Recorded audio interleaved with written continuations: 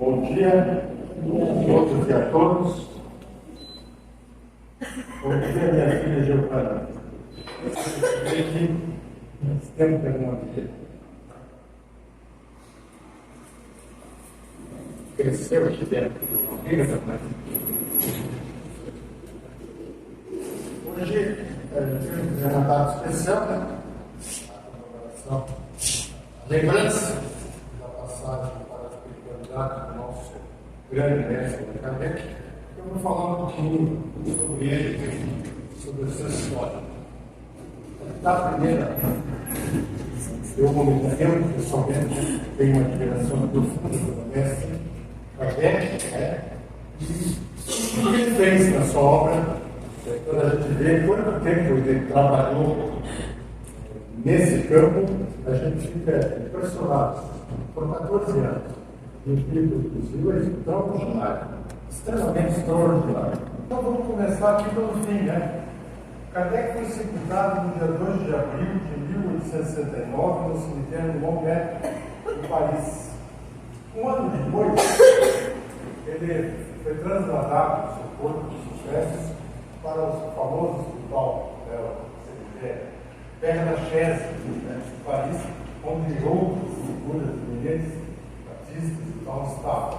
E nesse momento se inaugurou um domo, construído de uma forma espetacular. Eu, por acaso, numa viagem que fiz, eu visitei uma livraria em Paris, chamada Livraria Le Marie, que não existe mais, ali no quartel Latin, no bairro Latino, onde era uma livraria espiritualista, tinha obras espiritualistas. No passado era mais ligado à espírita, Le Marie foi de Kardec, trabalhando na publicação de Kardec na livraria das Mortas e outras. Achei esse livrinho lá, original, com aquelas, feito em papel jornal, mas é aquelas folhas coladas no meio que tem que abrir de fato. É coisa rara, figura rara. Esse livrinho contém discursos e cartas, pessoas importantes daquela época, no momento dessa inauguração do dom. Então tem a descrição do dom, da dificuldade, quem fez, um desenho lá que aparece ali, parecido com a felicidade, como se diz, não tinha fotografia. Então o cara descreve bem esses detalhes, e bem interessante. A minha esposa agora está traduzindo, avançou bastante, está impressionando com as conversas, com os discursos que ela está. Deixa eu te falar alguma coisa. Vamos agora, no fim, chegamos ao começo. Era 3 de outubro de 1854. Havia um movimento diferente na casa de João Batista Antônio de Roma, em Bahia, na rua Salles, no 76 de Lyon. Era diferente porque a senhora dele, a esposa Jeanne Louise de Camião, estava com fortes contrações do parto, com dificuldades, e trouxe à luz um menino saudável. Esse menino, a família era católica, e esse menino foi batizado no ano seguinte, em 15 de junho de 1805, com o nome de Hipólito Léon de Villarreal. Então, ali nasce um missionário, renasce um missionário, com um compromisso sério de seguir a adiante. Ali está, Leon fica naquele quadro aqui, aqui nessa parte da França, aqui aspectos antigos da cidade, e como está hoje. A cidade da França não é que nem as cidades americanas e brasileiras, que vem cheio de edifícios, cidades de menor, pequenininho, prédio de vida, para quê, Lá não existe muito disso. Fora da moderna, na moderna, nós temos aparecendo uns prédios também. Vamos lembrar alguns fatos históricos, mais ou menos da área, da região, desse tempo, um pouco antes, para a gente entender que ele estava renascendo o mestre.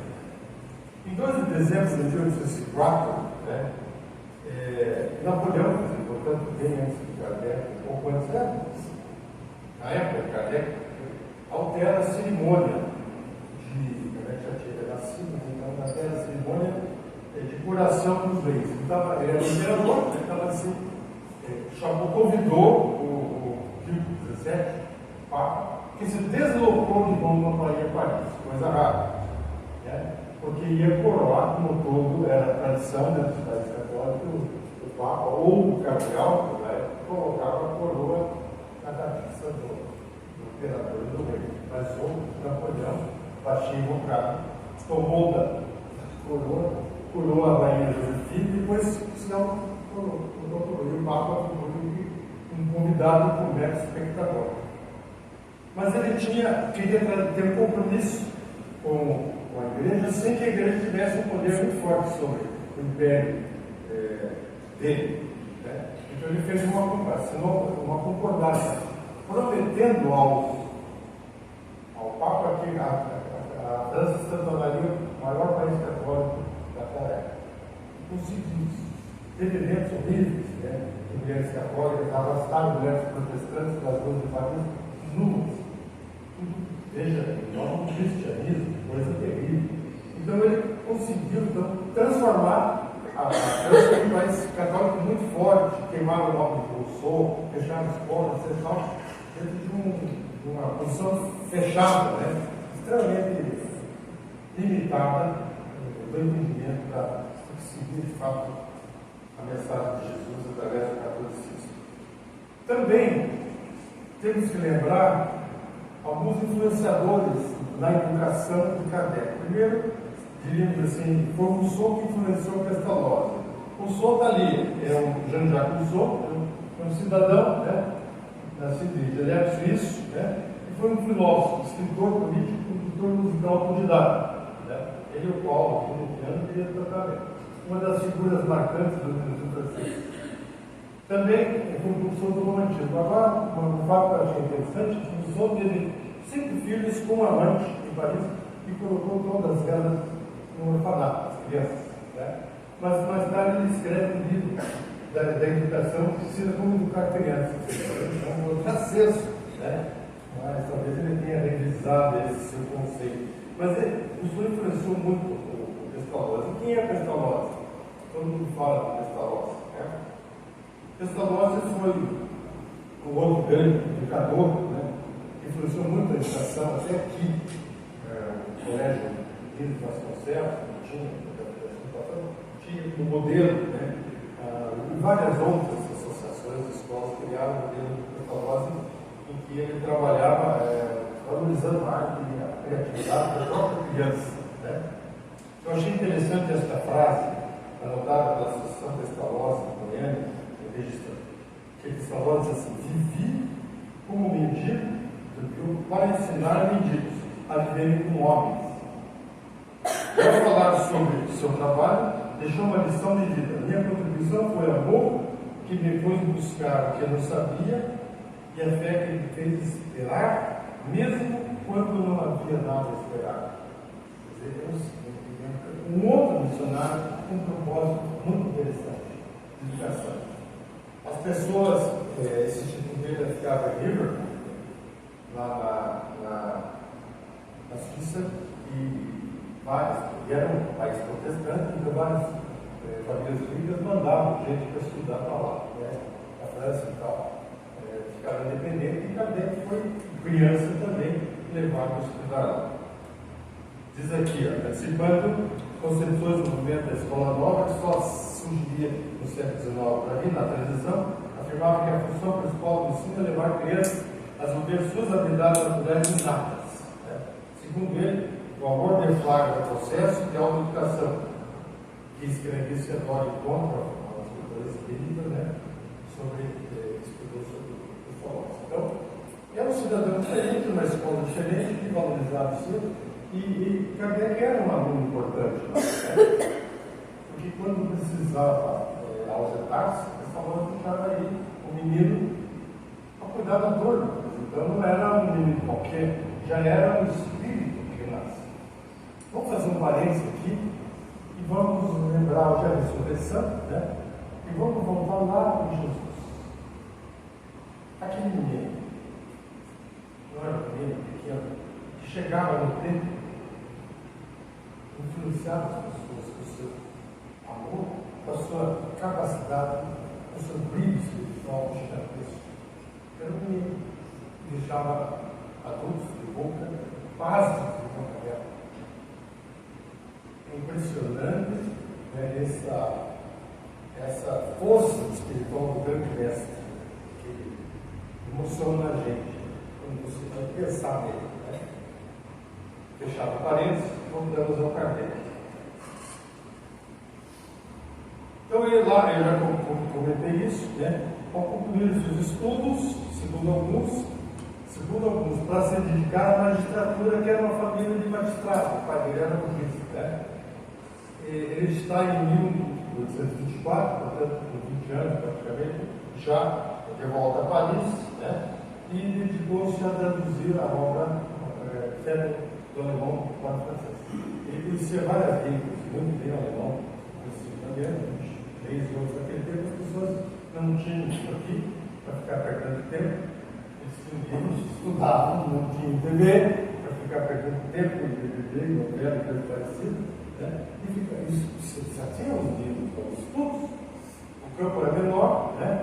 A gente não tinha veículo para se deslocar grandes distâncias, avião para ir a jogo e tal.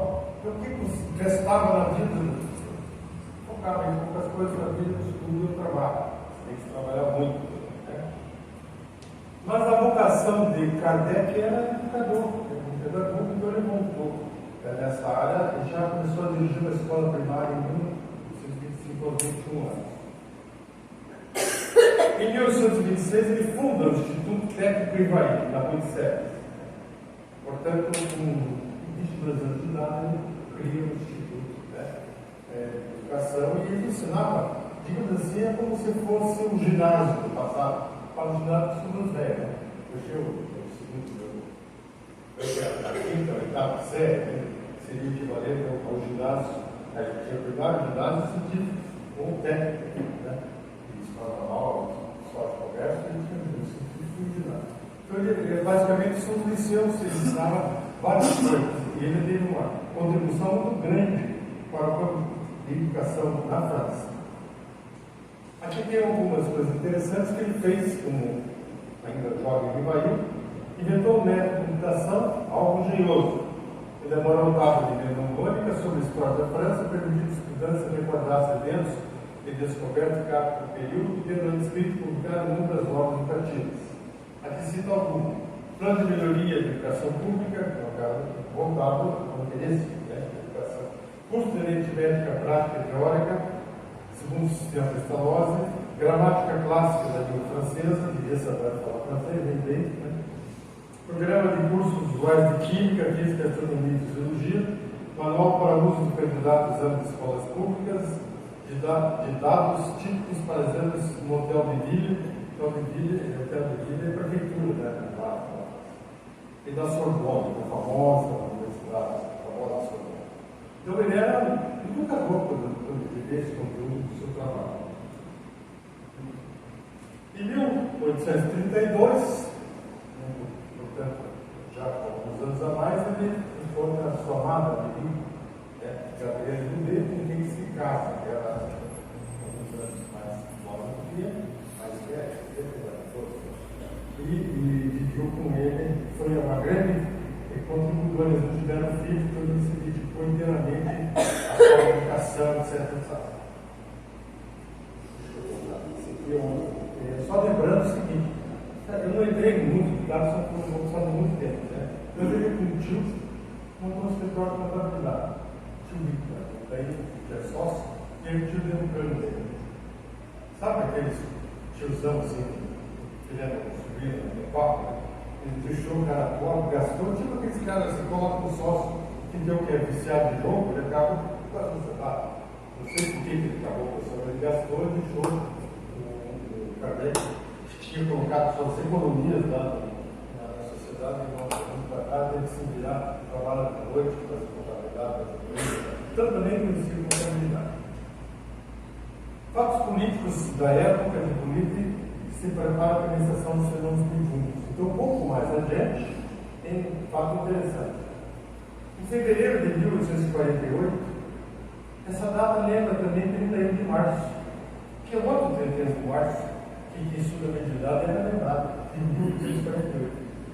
Quando chamamos de Raios das Irmãs Fox, toda a família, né, a senhora conseguiu conversar com a senhora Fox, com a entidade, através do código, ele teve muita coragem para fazer perguntas, porque existe dali a primeira manifestação de Charles Fox, dizendo que era um sujeito de caixa de viajante que estava naquela casa e que tinha sido assassinado, então ele se manifesta. Considerada essa data do grande evento do espiritualismo, mais do espiritualismo moderno, foi em março de 1848. Mas lá na França, em 48, o rei Luís Filipe renuncia e é criada, a supressão, a segunda República Francesa. Né? E daí Luís Napoleão, aí está escrito Luís, né? Porque aqui tem um ditado português que estava em francês, né? Seria Luís Napoleão, sobrinho de Napoleão I. Né? Ele é eleito deputado, enfim, eleito presidente, com 5,5 milhões de votos, 73% total, né? E daí, só que ele queria mais, ele não gostou do negócio, né? E daí ele fecha a Assembleia e faz um plebiscito e eleito com 95% do eleitorado popular. Daí ele cria o novo império, né? Napoleão III. Por que ele está aqui? Porque ele se interessou por fenômenos espíritas e Kardec teve contato com ele. Na época que estava da construção da França. Fatos importantes dessa época vamos ver, porque nós estamos trabalhando na gênese, na construção da doutrina espírita através do grande missionário Kardec. Nos Estados Unidos, Andrew Jackson Davis, né, que era um médico extraordinário, podia ter nascido lá no Espírito. Fantástico. Ele era um Chico Xavier, porque ele tinha menos cultura que Chico, e era extraordinário, com 16 anos, entrava nos anos 17, e ele escreveu um livro, não nas mãos, porque ele ditava. E daí tinha duas pessoas, um médico e uma que era magistrado e um pastor, um reverendo. Ele ditava, o cara escrevia, outro confirmava. Escreveu essa obra fantástica, Os Princípios da Natureza e as Devidas Relações à Voz do Ser Humano, 47. E outras obras. Eu baixei essa obra na internet, interessante, com um cara que não tem cultura nenhuma. Acontece também as mesas girantes, que eram moda nessa época lá nos Estados Unidos. As mesas girantes começaram na América do Norte. Daí os fenômenos das irmãs Fox, que eu já citei, inclusive em 48. Parece? É. O Charles Darwin escreve em 59 o livro das espécies. Lembrando que na mesma época foi um materialista dentro, esse movimento muito ligado, mas também o famoso Marx escreve o Manifesto Comunista. Tem a Revolução Industrial em 9 e o positivismo em destaque, coisa que está na nossa cabeça, nós e então são eventos, como é que era a sociedade? 1948, as irmãs Fox, não é 1800. 800, obrigado por lembrar. Em 48 fui eu que eu nasci. Obrigado. Eu não me dizer, né? Engraçado, não passa, né? Aliás, eu fiz aquele livro do Lúcio, eu fiz um prefácio, né? Modéstia para a cabeça sobre a vida de Foscoe. Li os revisores dele, tudo, e quando eu peguei o livro, abri a página de cara de uma atrasada. Em 1800 estava em 1900. Como é que ninguém viu eu também? O professor Euclides, ele foi membro de várias sociedades. Na internet você vê vários diplomas, tem várias coisas impressionantes. Como é que esse cara tinha capacidade de fazer tanta coisa? A Sociedade Real de Aras, procurei em escrever no site qual o sistema de estudo e maior harmonia com as cidades da época. Era um pedagogo bom. Foi também secretário da Sociedade de Frenologia de Paris. e pertenceu à sociedade de magnetismo, na qual teve seu primeiro contato com os fenômenos de trânsito e de clarividência, não magnetismo. O que é frenologia? É importante eu citar isso, porque a gente faz quanto que não viu essa coisa, né? Ela foi uma ciência desenvolvida por Franz Joseph e daí pelo alemão Gaspar Spurzeil, né? Ganha importância na França e em toda a Europa na época, na primeira metade do século XIX, e é citada diretamente, contém os princípios defendidos em muitas discussões que ocorrem no Instituto Histórico. Então era discutido no meio acadêmico, né? O que é a cronologia? Significa que eles tinham um conceito no século XIX, os estudiosos acadêmicos, estudavam também a cronologia e tal, de que a forma do grande e cor do grande distinguia as pessoas mais inteligentes das menos inteligentes. Como se o espírito de uma pessoa superior não habitasse num Rotentote lá na África, não pudesse, né? Como se uma pessoa, uma aborígene, talvez lá na Austrália, não pudesse ter um espírito elevado. Isso caiu por terra, mas isso influenciou um pouco até, está na obra dele, alguns conceitos assim, que tem gente que critica, mas a gente tem que, quando a gente vai criticar essas coisas, tem que se transportar à época. Vamos transportar a época da ciência, da medicina, das pesquisas em epidemiologia. Quando aconteceu aquela epidemia muito grande lá no mundo, o pessoal achava, né, que a contaminação vinha pelos odores, pelo ar, e não pela água. O esgoto contaminado pela água potável contaminada. Então era um conceito, veio pelo ar. Também não tinha o conceito na ciência, os médicos usavam muito isso, na Idade Média, e veio até nesse século XX, de fazer sangria. Pessoa fraca, vamos tirar o sangue ruim e fazer sangria, porque eles quase mataram de dia de vez, o organismo para reagir, mas era um conceito. Isso todo mundo aceitava isso, submetia essas coisas, porque o homem estava em evolução. Então aqui também é um conceito que a gente tem que trabalhar, né? Entender que a realidade racista, mas sim porque era um conceito da época.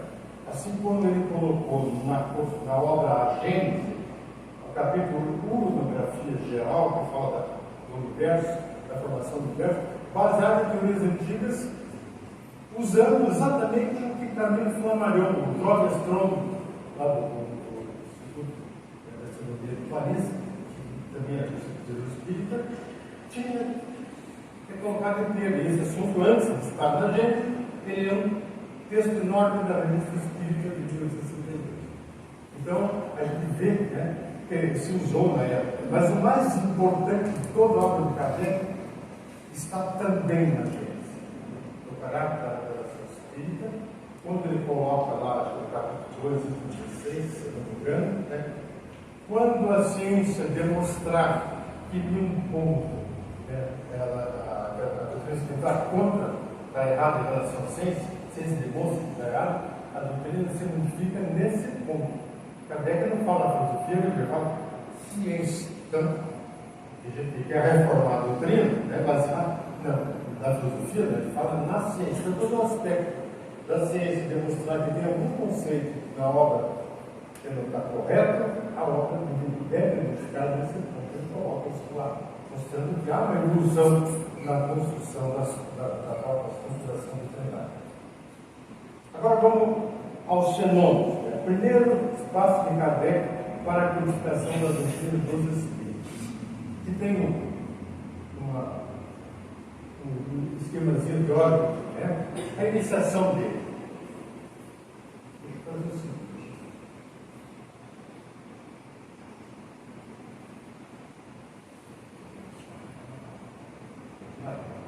Mas entenderam? Né? Um colega de estudos que ele fazia parte da sociedade de magnetismo, né? O Fortier, fala para Kardec das mesas girantes, 1854. Ele não dá muita bola. Daí passa um tempo, Fortier vem de novo, fala para ele de novo. E daí Kardec diz: olha, como é que você vai animar uma mesa que responde perguntas? Fala das mesas girantes, que eles pediam perguntas para você tocar, fazer formular. Até então, isso não passa por uma conversa para fazer bolo de milho de pé, né? E não dá muita bola. Aí, em 55, portanto, eu volto depois, outro amigo dele, muito entusiasmado. Sabe esse cara que acredita que a Terra é plana? Mais ou menos assim, né? Cheio de entusiasmo, né? Ele já fala sobre essas mesas e blá, blá. E Kardec falou, esse cara é exagerado. Não vou dar bola, né? Alguém aqui acredita que a Terra é plana? Eu gostaria de saber por quê. De qualquer forma, né? Brincando com vocês. Daí, passado mais um tempo, ainda em 55, o Fortier convida Kardec para ir à casa da senhora Roger. Fortier era o magnetizador da senhora Roger. Então, vamos lá comigo, né? Lá eles encontram quem? O Sr. Pati, um amigo muito sério. Eu falo em memória de 25 anos, de Kardec. Tem cara sério, entendeu? A nossa história, né? Então, olha assim, se ela falar, a gente vai respeitar, porque ela é séria, a seguir, nossa norma, vai falar que você está, né? Vai respeitar. Então, vamos ver o que quer dizer o tal pastor Patinho, né? Então, ele era um espírito certo, fala do seu nome de outra forma, sem entusiasmo, sem criar aquela magia toda, né? E lá também, nessa casa, ele encontra a senhora Planemaison, né? Que o convida a assistir na sua casa sessões. Aí passa mais um tempo, e esses tempos eram meses, né? Ele vai à casa da Planemaison e presencia pela primeira vez as mesas que giram e saltam, e correm e não deixam dúvidas. Daí ele começa a frequentar. Numa dessas sessões ele conhece a família Baldin, portuguesa, mudando, né? No Brasil, Baldin, né? Aí ele vai lá. Ele começa a frequentar a casa do Baldin e presencia sessões com cesta de bico rapeta. É uma cesta, né? Fica assim, uma cestazinha, tem fundo, tem um lápis, ela apoia, o lápis está preso sobre o papel, duas pessoas, uma cunha a mão sobre a cesta, e daí assim se escrevia e começava a responder questões. Né? E ali, e as médias, era Carolina e Juli, que tem um diabo especial a um espírito familiar dele chamado Zé, né? E começava então, ali começou a gênese das questões de Kardec. Então ele disse que Kardec recebeu de uma lista, um caderno com 50, 60 perguntas já feitas e respondidas por espíritos de algum lugar que ele passou a estudar também, a fazer parte do seu conteúdo para a sua obra. Né? Depois ele vai à casa do Sr. Gustavo e conhece uma outra jovem, a Ruth Celine Jafet, que era um pouquinho mais velha, né? Conversa, né? Tinha 14 anos, 15, e a Jafet tinha 17, algo assim, né? Nessa faixa. E ela passa a ter um papel relevante na revisão da obra, né? Mais tarde é indicado que ela faça esse trabalho. Então, voltando aqui ao aspecto, em 11 de setembro de 56, depois de haver procedido a leitura de alguns capítulos, veja, aqui tem um ano mais ou menos, né? Entre o começo dele lá em 56, já tem um ano de trabalho, de alguns capítulos deu o livro dos Espíritos, do nome do Kardec, dos Espíritos. Você lembra das Moraes, o médico Carolino Rodrigues espontaneamente escreveu. Espontaneamente a Carolina escreveu: compreendeste bem o objetivo do seu trabalho, o plano está bem concebido. Estamos satisfeitos contigo. Continua, mas lembra-te, sobretudo quando a obra se achar concluída, de que recomendamos que mandes imprimir e propagar. E é de utilidade geral. Estamos satisfeitos e nunca te abandonaremos. Creio em Deus e avante. E assim muitos dos espíritos. Então vamos rememorar aqui o texto. O professor Ribeiro comenta que em 56 acompanhou também sessões espíritas na casa do Sr. Gustavo, na Rua Tiquitone 14, onde morava a menina Jafé, a Sonana, que já comentei. Diz que as reuniões eram sérias e ordeiras. Os espíritos prescreveram nas sessões da casa do professor Valdir, a necessidade de entrevistas particulares para se completar a obra, possibilitando as adições ou versões que julgassem necessárias. Ocorreu, então, ao professor a ideia de fazer um livro, que prepara um projeto de estudo das sessões do segundo.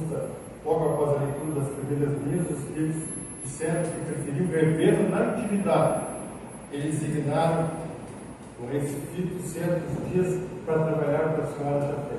É porque ele trabalhava num conjunto, muita gente. Daí os espíritos disseram, agora nós vamos trabalhar no solar. Então, só com a senhora Jafé, começaram a trabalhar na casa do Cidadão para poder fechar a obra. Depois de quase 2 anos de trabalho, as meninas Bom Dia Jorge Jafé finalmente é editada a primeira versão dos Espíritos no 18 de abril de 1857, foi lançada. O autor é o tal de Allan Kardec, mas não está falando de política, não de Isaac Barber, e agora é o Allan Kardec. É um espírito, Allan Kardec? É um espírito, Allan Kardec? Nem Paulo, é um espírito, Allan Kardec? É um daqueles que estava ali, Uma vez ao mês comparecia para a revisão de orientações. Esse espírito pareceu uma entidade, que diz assim, cadê o espírito que estava mas olha só, não interessa, esse naturalista, não interessa assim. Mas quando eu vou se tratar de, vou se chamar de verdade. Tem estudiosos que dizem que verdade é Jesus que lá estava dentro da obra de Kardec. Então, ele se identificava sempre de uma forma humilde, para evitar confusão. O que foi Kardec?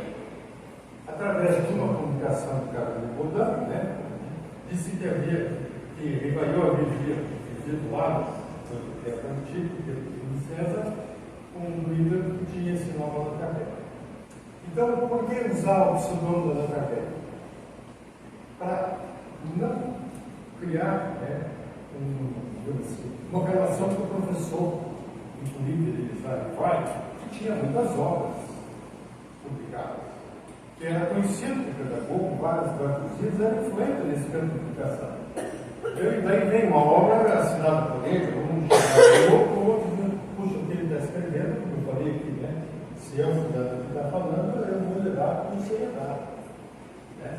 Então, ele levar com seriedade, ele usou esse produto, ninguém sabia. Sai óbvio, quem é o Allan Kardec? Quem é o Allan Kardec?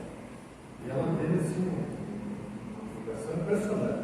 Essa é a primeira edição do Livro dos Espíritos. Está aqui dessa forma, Ensinamento dado, dos Espíritos superiores com a ajuda de diversos médicos. Kardec consultou 10 médicos diferentes para construir esse primeiro trabalho dos Espíritos. Características das edições. Na primeira edição, foi escrito e publicado de acordo com o que os Espíritos superiores dizem. Não teve interferência, não teve comentário, não teve nada adicionado. Era puramente o que os Espíritos estavam colocando. A segunda edição, que é a definitiva, que nós vamos ter hoje, de 1860, ela foi ampliada, tem essa organização e tem ali alguns comentários que o Kardec coloca. Ele põe essas observações dele no livro, ele faz uma análise. Ele já tinha passado 3 anos, basicamente, com muitas mais experiências, ele já tinha escrito outros livros nesse período, ele tinha escrito o livro que é Condições Práticas dos Espíritos, que foi basicamente um embrião dos métodos, ele só fez uma edição, depois podia ter mais, aí saiu dos métodos mais adiante. E em 1859 ele escreveu o que é o Espiritismo no livro assim, ninguém demora, não é papo. Fantástico, E em 1859, antes da segunda edição do livro dos Espíritos. Então, na primeira edição tem essa organização. O primeiro livro do Espírito, segundo livro, Leis Morais, livro terceiro, Esperança e Consolações, 501 perguntas. Na edição definitiva, você tem introdução, prolegômenos, a parte primeira, das causas primárias, a parte segunda, do mundo espírita ou mundo dos espíritos, da terceira, das leis morais, da quarta, das experiências e consolações, 1018 perguntas. Está numerado no 1019 que tem um formulado de numeração. Mas tem muito mais, porque muitas questões têm perguntas dentro da pergunta. Então, eu não me lembro de cor, tem uma pessoa que levantou todas as perguntas que tem escritas, bem mais do que 2019. E o mais legal de todos esses livros, ambas as edições, a primeira pergunta é o que é Deus? Veja que é impactante, né? O que é Deus? Não quem é Deus? Algo que vale todas as coisas. Então, começa assim a doutrina espírita sobre esse assunto. A chamada Pentateuco Espírita, obra de Kardec, da codificação de Kardec, Livro dos Espíritos, 1860, 17, 61 livros médios, 64 evangelhos, 105 são infernos e 68 evangelhos. Quando Kardec se encarnou, eles estavam preparando o material, né, sobre o magnetismo e o espiritismo, trabalhando as convergências, e ele se encarnou no Sideral. Além dessas obras que a gente tem instruções práticas sobre as aplicações bíblicas, grande esgotado, eu tenho uma versão dele, o que é o Espiritismo, obras póstumas, e lançou um trabalho que eu acho fenomenal, foi a Revista Espírita, em 58. A Revista Espírita era o meio de ele se comunicar com a comunidade. Ele recebia carta descendo a lei em cima dele, ele dividia, ele recebia comunicações, ele passava conceitos. Alguns textos da obra da Revista Espírita do começo fizeram parte do ministério da gente lá para frente. Então, ele trabalhou muito bem esse assunto. Ele também, veja bem, cara, não tinha o que fazer, ele resolveu fundar uma sociedade. A Sociedade Parisiense de Espíritos, em 1º de abril de 58. Não, era mentira, 1º de abril não era mentira, de 58. Ele presidiu a sociedade, funcionava e tal.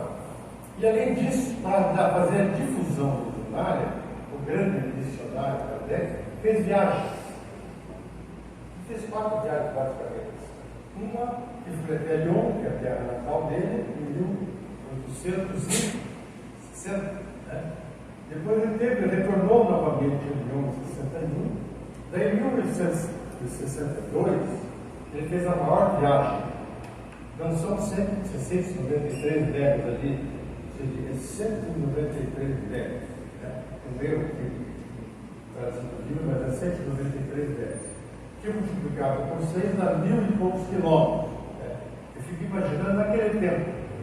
Eu até fiquei frustrado, porque eu tinha na minha mente o seguinte: o Kardec, uma daquelas vigências, assim, naquelas palavras, naquele estado de pedra ou naqueles calçados de paraquedas, com a cabeça dele pensando, mentalizando, construindo. Deixa a imaginação disso. Mas depois outros autores estão naquele tanto de estrada de terra, e os trens atingindo a velocidade extraordinária de 50 km por hora. E mesmo assim, tem desse jeito, 12 horas de ponta grossa, né? Então, você vê o seguinte, né? Esse dava tempo de pensar, né? Dava tempo de refletir, dava tempo de pensar. Então, nessas viagens, ele foi fazer um trabalho interessante. Na viagem de 1862, ele esteve em 20 cidades. E foi a Bordeaux, nessa viagem na África. Ele teve Bordeaux, Toulouse, que fica no caminho para ir lá, e ele presidiu 50 anos. E tem um editor sobre essa viagem, ele editou um livro, a Viagem Espírita de 1862, que eu já tinha lido no passado, esse ano passado eu li de novo, né, para rever. Ali há muitos discursos, basicamente são discursos de Kardec sobre o espiritismo, sobre o movimento espírita, assim por diante, como comentários. E relatos assim, de pessoas que viajavam 120 quilômetros para ir ao encontro dele naquele tempo, naquele tipo de viagem. Uns pediam desculpas, outros que não podiam estar lá. Então vejam a dedicação e o esforço das pessoas. Mas aí eu volto para cá, lá para os anos 40, anos 30, 40, aqui na Federação Espiritual, né? Eu lembro das citações, das falas do Leon, do Belo, eles pegavam esse carro velho, vai ser carro preto, né? Ford dizia o seguinte: podia ter qualquer cor do carro, desde que fosse preto, né? Os carros Ford eram pretos. Então eu saí das estradas do Paraná, fui no pneu, não tinha pneu sem câmbio, quando tiraram o câmbio, com um balanão, né? E assim por diante, estouravam. E eles foram pioneiros abrindo fronteiras aqui no Paraná, viajando o mundo. Lá nos anos 70, no começo de 70, eu fiz muita palestra. Então eu ia para o Fusquinha Rio, eu lá, quando eu cheguei a Adrianópolis, só de terra, não estava asfaltado, nem até caiu. O chombeiro chegou lá, o cara não tinha recebido a carta, não tinha ninguém esperando, né? Então, vai para a lanchonete, volta para Curitiba, sempre possível. Outra vez fomos lá para o João Bertone, meu colega nosso, que tem uma voz forte, e estava a igreja evangélica do lado, sabia que aqui no Brasil colocou música de conversa super alta para atrapalhar a reuniãozinha circular com meia dúzia de espíritos, e ele quantas vezes foi a Bolsa Nova, bate curva lá, mas eu pagava a luz do carro, a Fusquinha, vocês vão pagar a luz na curva, eu tinha que parar para luz do carro, e eu ia aqui a parte da estrada lá, não tinha asfalto, não tinha nada.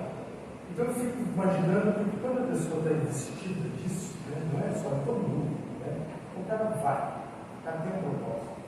E Kardec, então, nem se fala. E nessas, uma coisa que eu achei interessante é que ele comenta que as pessoas diziam: não, mas o Kardec está deixando o dinheiro da sociedade para a exército dos espíritos. Não. A gente via. O dinheiro da sociedade é só para as custas da sociedade. Pagar aluguel, pagar as coisas, os custos que estão lá. Né? Não tem a ver, né, com os custos das viagens. Como no passado, na federação, a gente ia com o dinheiro do povo, o carro do dinheiro, e ficava na casa das pessoas. Eles recebiam. Depois passou uns anos para cá, vem meu recebimento e botando o carro no termo de sociedade, já lá. Mas a gente ia assim. Então você criava um vínculo maior, né, com a comunidade. Você ficava na casa do Paulo, ficava na casa do Giovanni, ficava assim, portanto, você criava isso, criava esse tipo de relacionamento. Em 64, ele aproveitando férias da Sociedade de Presença, ele também esteve lá na Bélgica, no Berger, no Chelsea, também levando, e era sempre a mensagem de difusão do futuro. A conversa dele é sobre difusão, os conceitos, etc. Estava criando um movimento, ele era lá, muitos centros espíritas, muitas casas espíritas abertas, muita gente participando, vai ter 500 pessoas participando, de repente o movimento da festa. Interesse pelo material sobre o outro. Dizia aquele movimento todo lá transgressor, para no Brasil. Uma conotação um pouco diferente, mas veio para cá. E aqui ele revive de forma intensa. Kardec também é uma alma extremamente nobre. Então, um dos textos do livro, que a gente está dizendo, eu não consigo ler o ponto francês há 20 e poucos anos, não estudo nada. Eu tenho um monte de barreira aqui para traduzir, e ela tem um conhecimento profundo, facilita o processo. No Kardec, pela Gênesis, estava a carta de Alexandre Delano. Alexandre Delano era um grande amigo de Kardec, pai dele, pesquisador, Gabriel Delano, tem obras escritas fantásticas, que estuda por aí também. Né? Fazendo referência na carta, ele disse assim: infelizmente eu soube que vai ter inaugurado o túmulo do Kardec lá, mas eu estou adoentado, morava no Paris, afastado, não consegui ir, ele manda uma carta. Nessa carta ele denota um caráter diferente que a gente não tinha. Ele fala do professor, fala do docente, do cara aprendizado, fala da nobreza, né?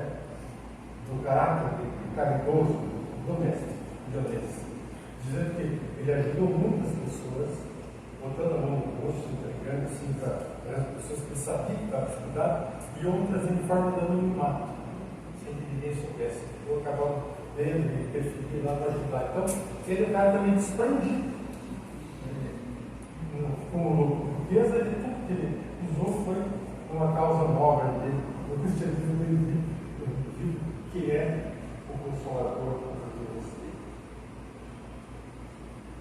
A gigantesca obra que realizou em tão pouco tempo, 14 anos, incluía muitas tarefas e compromissos. Então, uma coisa seguramente, Kardec jamais deixou-se levar pela preguiça e pelo desânimo para realizar tanto em tão pouco tempo. Fazer centenas de reuniões, sei lá quantas, para escrever, olha as obras que escreveu, a profundidade do conhecimento, conjunto, né? Trabalhando com os espíritos, claro,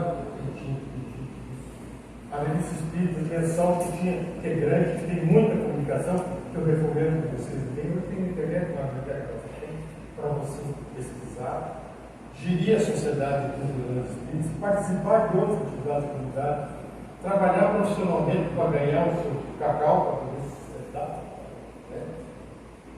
Fazer as viagens, tudo então, com uma obediência muito grande. Então eu pergunto ali, né? E nós? Começo aqui na primeira colocação da nossa querida Pai. O que nos repete ao falecer? Então, o que cumpre a cada espírito, trabalhador da última hora?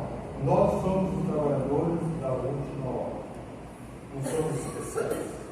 Eu assisti a palestra da Bárbara e ela coloca uma hora que a gente sempre questiona assim, mas ainda para o mundo da regeneração, que vai ter menos, um pouco mais a presença do bem, embora vai existir normal, mas como você está tudo arrebentando, tudo morte para cá e confusão, o tempo inteiro, mas que cada vez mais confusão, crise do lado, né? Ela disse, não, Jesus, a sua misericórdia, abriu as portas do umbral, dando chance para os espíritos que venham, renascem aqui, para ver se essa oportunidade eles mudem, né? Para merecer estar na nova terra. E os espíritas foram os primeiros que saíram do mundo. Então nós não somos especiais. Nós somos trabalhadores da última hora em busca do serviço do bem. Nós temos que fazer o bom. Então, como é que a doutrina espírita é o cristianismo vivido, não é o catolicismo, é o protestantismo, é o cristianismo não vive. Que é diferente de qualquer religião cristã, né? Trazendo esse conceito novo, né? Lembrando que hoje é Páscoa, revive-se, né? O renascer dos valores, o renascer dos nossos conceitos para uma vida melhor, o perdão, né? A mágoa é um negócio que come qualquer um. Quem é que tem mágoa? É quem não é capaz de perdoar. Mágoa rompe, o ódio estraga, gera úlcera, gera doenças graves, né? Então perdoa, limpa a mágoa, porque você fica livre. Mas o outro lá, o outro problema dele, você não tem mais nada a ver com ele. Você renova-se. Esse é o renascer, é renovar um espírito novo, né? E divulgar, então, compete-nos como trabalhadores da última hora, dedicar-se ao estudo, para você poder falar. Porque se você está dividindo e coloca na internet, e põe mensagem, eu tive fazendo isso, e replica sem pensar muito bem, alguém lá liga para você, escuta, você passou, como é que é isso mesmo? Você pode explicar? Daí você fica, eu não sei. Como é que você fica sabendo? Participando dos estudos, se aprofundando, se instruindo, crescendo no conhecimento, para facilitar, né, orientar as pessoas e a si mesmo. Porque quanto mais você reflete e estuda, melhor você olha a si mesmo, as suas dificuldades, as deficiências, para se renovar. É difícil, estamos em provas, todos. Então, mas é um esforço que tem que haver preguiça, né, de vez. E atuar, sobretudo, no Evangelho. Nós temos um companheiro fantástico aqui, na Casa Espírita, Espiritismo de São Paulo, para meu falido, esqueceu Jesus. Esqueceu Jesus. A gente tem que lembrar de Jesus, da sua obra, do seu propósito. E para mim, Jesus é, na sua essência, quando eu pergunto qual é o mandamento dele, ele fala, né? Como é que é o mandamento de existir? Ama a Deus sobre todas as coisas. dentro, plano de alma, tudo que você tem na tua plenitude, e ao próximo. Se você fizer isso, não tem mágoa, você não vai pedir perdão, você não vai ofender, você não vai precisar ser perdoado porque você não se ofendeu, porque aquilo não serviu para você. Você não puxa esse irmão meu junto, que pena dele, né? Está precisando de ajuda. Mas você não está magoado, você não está sofrendo, você fica até de ajudá-lo, não fica com aquela coisa na tua cabeça, na tua mente, trabalhando a tua jornada de luz, porque todos temos uma jornada de luz. Se temos o amor, coloquemos a nossa potencialidade divina, que nós somos criaturas divinas, somos criaturas perfeitas, fomos criados por Deus, e Deus não faz porcaria. Deus não faz porcaria. Tudo de Deus é perfeito. E nós somos obra. Então desperta no teu coração esse brilho que há dentro de ti, dentro de todos nós. Vamos à obra. Pense sobre isso. Feliz Páscoa a todos. Muito obrigado.